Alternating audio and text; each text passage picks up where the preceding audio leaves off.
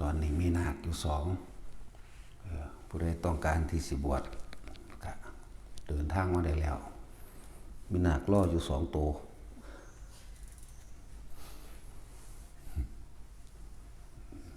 บ่ต้องคิดยากบวชถือบัตรประชาชนมาโหลดตามกฎหมายก็ว่าอย่าเอาคดีมานำให้พ้นซะก่อนถ้าพ้นคดีแล้วบวชได้เบิดขาคนมาเป็นหมื่นคนก็สร้างมาบวชโหลดว่าถ้ามันพ้นคดีนั่นแหละสถานีให้โอกาสสำหรับทุกคนนั่นแหละแต่ว่าตัวเองจะให้โอกาสตัวเองบ่เท่านั้นแหละ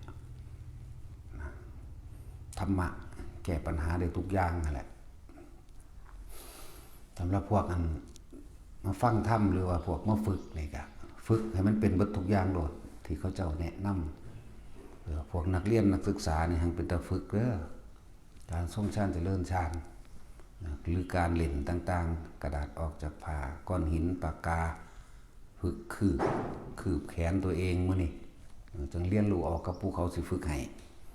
มันสิมีผลมีประโยชน์แบบใดหังรู้ดอกหลายอย่างที่เฮาฝึกเฮาเล่นมันเป็นการทรงฌานเจริญฌานเป็นการรักษาจิตที่เป็นกุศลเด้อพวกเขาฝึกเฮ็ดกระดาษออกจากผ้าไรก้อนหินหรือปากกาหรือหลายๆอย่างที่ใหญ่ขึ้นแม้กระทั่งเอาตัวเองออกได้ตัวเองก็ทะลุห้องออกได้มื้อบางคนเขาฉลาดเด้เขาไปต่อยอดเอาเองการคืบผ้าแม้กระทั่งการทำจิตนิ่งๆให้ว่างเวลาไปสอบเขาใส่ได้ผลมาหลายคักได้อยู่นี่บ่ได้แม่น้อยเด้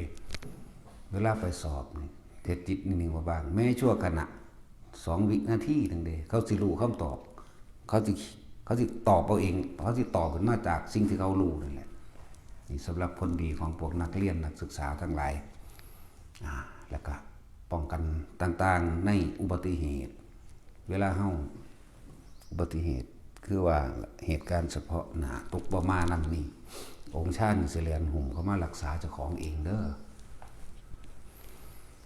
มันบ่เป็นที่เขา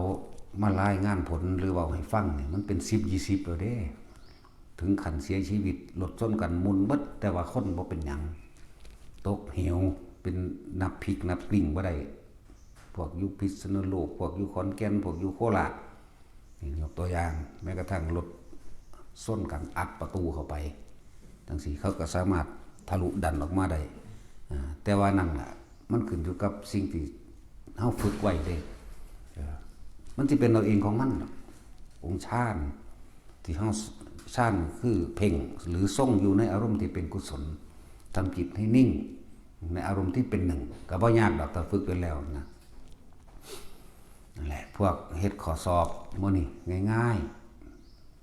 ๆมันมีตัวอย่างอยู่แล้วเวลาสิสอบเสร็จจุดอุณโลมขึ้นวืบคนหัวลุกวืบแป๊บรู้เลยเขาสิเขียนเอาโหลดมีอยู่นี่แหละพวกสอบมันนิติศาสตร์มันชื่อว่าอีเปิง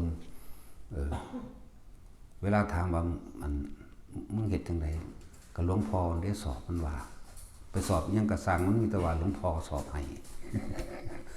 มึงบ่มีความสามารถหยังเลยว่าบ่มันว่าไปสอบเป็นนั่นเป็นนี่ได้ทุกอย่างได้ล่ะนั่นแหละสำหรับนักเรียนนักศึกษาทั้งหลายมาศึกษาเอาทางพุทธศาสตร์ไว้แน่มันสิเป็นเครื่องป้องกันตัวเองวิชาทั้งโลกแค่หากินซ้ำตายแต่ว่าวิชาทั้งธรรมน้อมนำเฮาให้เฮานั้นเข้าถึงที่สุดของโลกได้พ้นออกจากการเวียนว่ายตายเกิดได้เด้อวิชาทั้งโลกแค่นั้นแหละเป็นทนายก็ไปหากินซ้ำตายเท่านั้นแหละเป็นอีหยังตำรวจเป็นทหารเป็นนั่นเป็นนี่แค่นั้นแหละแต่ว่าถ้ามีธรรมได้ยินได้ฟังธรรมมันรู้จักอันใดเป็นกุศลอันใดเป็นบุญอันใดเป็นบาปอันใดมีโทษตกนรกเปรตอันใดมีคุณไปสวรรค์ไปนิพพานนั่นแหละเวลาตกทุกข์ได้ยากลำบากมาธรรมะสิพูดขึ้นเองดอกเราศึกษาไว้แน่ศึกษาเอาไว้เรียนรู้เอาไว้คนมีธรรมนี่บ่ตีบตันเด้อหนทางในการทำมาหากินในอาชีพการงานการเงินอย่างกระสร้างบ่ตีบตันพวกนี้ ยิ่งฝึกทรงชาติเจริญชาติพวกนี้เงินบ่ขาดมืองานก็บ่ขาดนะถึงตัวอย่างมีเยอะแยะอยู่ในที่เขามาเฮ็ดแล้วนี่แหละบางคนอย่าเพิ่งไปคิดว่าเฮ็ดจังใดมันสิได้เฮ็ดจังใดมันสิเป็นมาฝึกเอาให้มันเป็นซะก่อนแล้วสิฮู้คุณสมบัติของมันที่ตัวเองรับรสชาติแห่งธรรมนั่นเองดอกเฮาสิเป็นผู้รู้เอาเองแต่เฮามาฝึกมาหัดปฏิบัติได้แล้วจิตนิ่งเป็นจังใดทรงชาติเจริญชาติโดยอานาปานสติเฮ็ดจังใดอยู่นี่ก็มีครูฝึกรองรับไว้ให้ทั้ง2 3 4พุ่นล่ะคนเป็นโรคป่วยเป็นโรคนั่นนี่มาฝึกเริ่มต้นแรกเขาสิค่อยๆฝึกหัดให้จับจุดอุณโลมได้แล้วนะอุณโลมได้แล้วหน้าผากนุ่มน่วงแบบนี้ขึ้นหัวได้แบบนี้แล้วเขาก็สิฝึกให้ร่างกายมันสั่นวิธีการปรับธาตุให้สมบูรณ์ธาตุก็คือร่างกายนั่นแหละป่วยเป็นโรคอย่างถ้าโรคลมในท้องเกี่ยวกับเลือดลมบ่ดีมันก็สิปรับของมันธาตุไฟบ่ดีมันก็ปรับเองดอกดินน้ำไฟลมบางหันบางนี้ธาตุน้ำหมายถึงเลือดเฮาอุดตันสมองตีบตันเป็นไม่เกณฑ์ไขมันอุดตันหรือมะเร็งทุกชนิดมาฝึกเอาโรคหัวใจมื้อนี้ได้ทั้งนั้นฝึกแล้วอยู่แล้วก็เฮ็ดตามผู้คู่ฝึกเขาฝึกให้เอาพวกเขาเป็นนั่นแหละเขาเป็นโรคมาแล้วเขาฝึกของเขาเองแล้วเขาหายก็เอาผู้จังสั่นล่ะมาฝึกให้นะคือเอาผู้มีประสบการณ์จริงเป็นเรื่องจริงของเขาก็จะถ่ายทอดความรู้สึกจริงให้เองดอกเพราะว่าเขาเป็นเองเขาฝึกเองเขาหายเอาเองเขาก็สิน้อมนำวิธีที่เขาเป็นนั่นแหละมาสอนเรามาแนะให้และมีประโยชน์หาที่สุดบ่ได้เด้อประโยชน์ทั้งธรรมนี่นะบ่แม่นเล่นๆได้อันแค่ว่าเฮ็ดกระดาษออกจากผ้าเฮ็ดหินออกเฮ็ดปากกาออกหรือเฮ็ดสิ่งที่ใหญ่ขึ้นจริงทั้งหลายเหล่านี้เห็นบ่เวลาแม้นกระทั่งว่ารถแล่นนี่ตกรถคือมีคนหุ่มไว้เหมือนกับอันใดอันหนึ่งอุ้มออกเวลามันสิถือส้นหรือถือกระแทกตกรถนิ่มๆก็มีเด้แปลกประหลาดบ่ล่ะหังบ่มีไผอยากตกดอกแต่เขาตก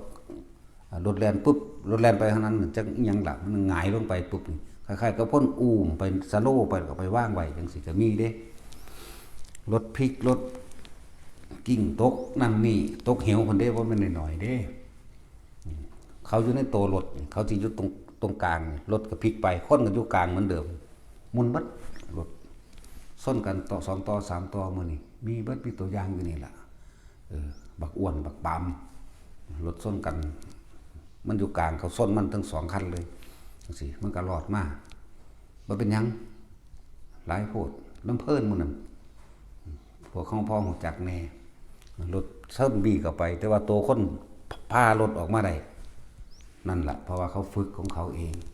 บ่ถึงฆ่าตายมันก็บ่ตายนอกจากเบิดอายุแล้วก็ดีบ่เจ็บบ่ปวดบ่เจ็บบ่ปวดกระดูกกระเดี่ยวหรือเนื้อหนังยังถ้าถึงขั้นใช้ชีวิตเลินหน่อยนึงดอกถ้าถึงขั้นแค่ว่าสิบาดเจ็บบ่เป็นหยังเลยนิ่มๆนวลๆเลยเป็นหยังคือเน้นย้ำมันสิตอนที่เฮามีชีวิตอยู่นี่ก็บ่อยากให้ผู้ใดเจ็บปวดป่วยพิการแล้วตอนที่มีชีวิตอยู่อยากให้ทุกคนมีการเงินการงานอาชีพที่สุจริตตลอดทั้งมีธรรมอันเป็นเครื่องรักษาฉะนั้นเฮาต้องมาฝึกหัดปฏิบัติธรรมธรรมนี่ธรรมนี่สามารถออกจากทุกข์ออกจากโลกออกจากการเวียนว่ายตายเกิดได้และการฝึกทรงฌานเจริญฌานถ้าผู้ได้ฝึกแล้วก็ฮู้ดอกเหตุเจริญแห่งโภคทรัพย์คือการทรงฌานเจริญฌานอันนี้การเงินการงานก็บ่ขาดมือโรคภัยไข้เจ็บบ่ค่อยเป็นอารมณ์ก็บ่เคยร้อนตะเกาเฮาไปติดต่อการงานเฮ็ดนั่นเฮ็ดนี้ติดต่อคุยกับบุคคลจังซี่เฮาสิเอาอารมณ์เป็นใหญ่เฮาสิไปคาดหวังคาดคะเนเอาไว้ว่าต้องได้แบบนั้นถ้ามันตกลงกันบ่ได้มันสิสูญใส่กันเมื่อสูญโมโหใส่กันก็สร้างความรุนแรงใส่กันเลยพลาดจากเงินนั้นงานนั้นหลายอย่างอยู่ในโดยแล้วถ้าเป็นสมบัติของเจ้าของโลกิยะสมบัติอันเป็นสุจริตก็อยู่ในเฮาเองโลกุตระสมบัติอันเป็นหนทางออกจากการเวียนว่ายตายเกิด ก็จะเป็นหนทางของเฮาเองนั่นแหละจังว่าผู้ใดมาฝึกเอาเงินซื้อบ่ได้สิ่งเหล่านี้เงินซื้อบ่ได้เด้ออำนาจก็บังคับเอาบ่ได้นายกรัฐมนตรีหรือผู้มีอำนาจสิมาบังคับเอาก็บังคับเอาบ่ได้มีแต่ฝึกเอาแหละเป็นสมบัติของตนโดยแท้โจรขโมยลักไปบ่ได้โจรปล้นไปบ่ได้บ่สูญหายดินน้ำลมไฟบ่อาจสามารถเฮ็ดให้เสื่อมสูญสลายได้บ่คือสมบัติอันอื่นสมบัติอันเป็นบ้านรถลักไปได้ดินน้ำลมไฟเฮ็ดให้เสียหายได้ไฟไหม้ได้น้ำท่วมเสียหายได้ดินถล่มได้แต่ว่าโลกุตระสมบัติบ่มีสูญหายอยู่ในใจเฮาตลอดจนกว่าสิพ้นจากกันมาเกิดนั่นแหละพอ